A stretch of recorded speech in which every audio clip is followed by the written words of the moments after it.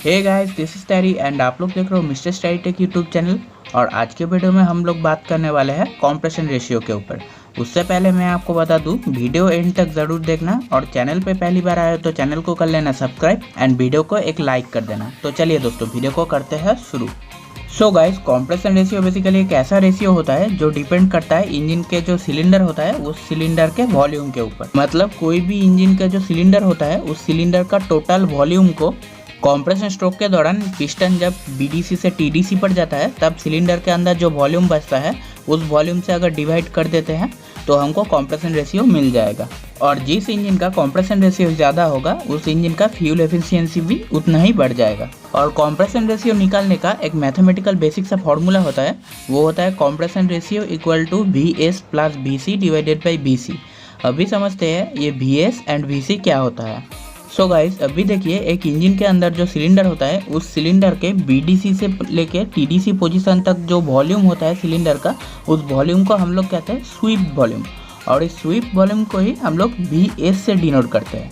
और टीडीसी से लेके हेड तक सिलेंडर के अंदर जो स्पेस होता है उस स्पेस का जो वॉल्यूम होता है उस वॉल्यूम को हम लोग क्लियरेंस वॉल्यूम कहते हैं। और इस क्लियरेंस वॉल्यूम को ही हम लोग VC से डिनोट करते हैं। और एक सिलेंडर का स्वीप वॉल्यूम का वैल्यू एंड क्लियरेंस वॉल्यूम का वैल्यू अगर हम ऐड कर देते हैं तो हमको टोटल सिलेंडर का जो वॉल्यूम होता है वो वॉल्यूम मिल जाता है। और उस टोटल वॉल्यूम को हम लोग VS प्लस VC से डिनोट करते हैं। मतलब सिलेंडर के अंदर जो स्ट्रोक लेंथ होता है यानी कि टीडीसी से लेके बीडीसी पोजीशन तक जो हाइट होता है उस हाइट का अगर हम वॉल्यूम निकालते हैं तो वो वॉल्यूम हो जाता है VS यानी कि स्वीप वॉल्यूम। और हेड से लेके टीडीसी पोजीशन तक का जो वॉल्यूम निकलता है उस वॉल्यूम को हम लोग कहते हैं VC यानी कि क्लियरेंस वॉल्यूम। एंड सिलेंडर का हेड से लेके बीडीसी पोजीशन तक जो टोटल वॉल्यूम होता है उस टोटल वॉल्यूम को हम लोग VS प्लस VC से डिनोट करते हैं। अभी देखेंगे सिलेंडर का जो कॉम्प्रेशन रेशियो होता है वो कैसे कैलकुलेट किया जाता है।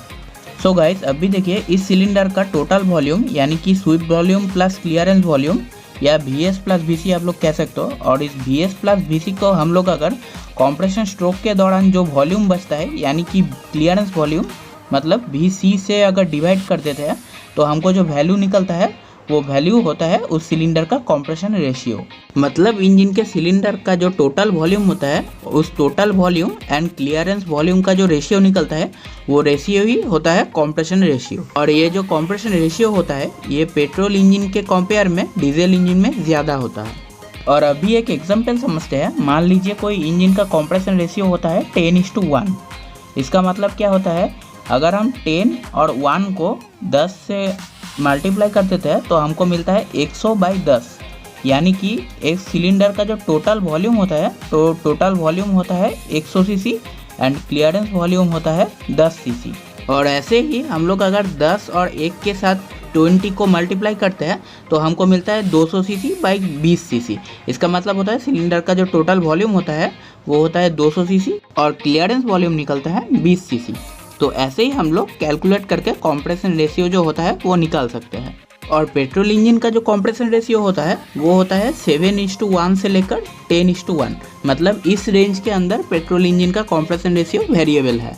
और डीजल इंजन का जो कॉम्प्रेशन रेशियो होता है वो होता है 16:1 से लेके 24:1 तक।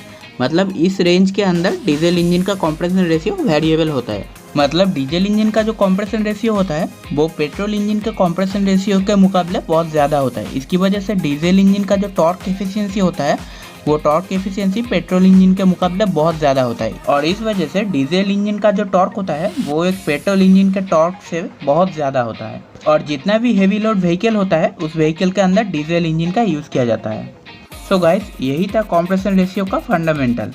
और ये वीडियो बस इतना ही। वीडियो अगर पसंद आए तो एक लाइक कर देना और चैनल पे पहली बार आए तो चैनल को कर लेना सब्सक्राइब। मैं मिलता हूँ आप लोगों के साथ नेक्स्ट वीडियो में। तब तक के लिए जय हिंद।